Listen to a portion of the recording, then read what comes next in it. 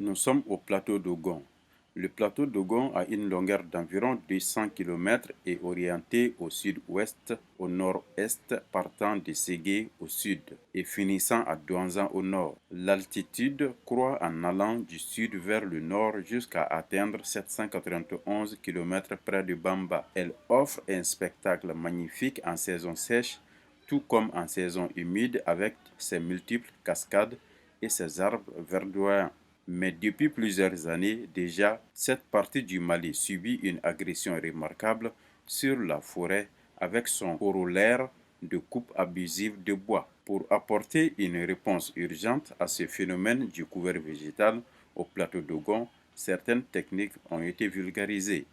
Il s'agit de la régénération naturelle assistée RNA, de la lutte anti-érosive LAE et de la fixation des dunes. La pratique de la RNA au plateau d'Ogon se justifie principalement par la recherche de la satisfaction des besoins en produits ligneux rendus difficiles par la déforestation, la dégradation des terres d'exploitation agricole et l'échec de la politique de protectionnisme et des projets de reboisement au Sahel. Cette pratique recommande aux paysans de laisser les arbres naturels dans les champs et de les entretenir avec l'élagage.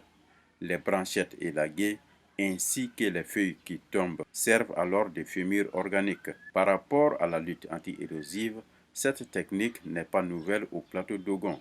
Elle consiste à transformer les parties dégarnies en terres cultivables. Les pierres placées les unes à côté des autres et dans le sens de l'érosion permettent de retenir la boue en provenance des élévations petit à petit. Tout l'espace choisi comme champ sera garni. Dans certaines parties du plateau d'Ogon, les dunes de sable avancent drastiquement et elles constituent un énorme danger pour les populations qui vivent dans ces localités. C'est pour cela que la technique de la plantation des euphorbes constitue un enjeu majeur.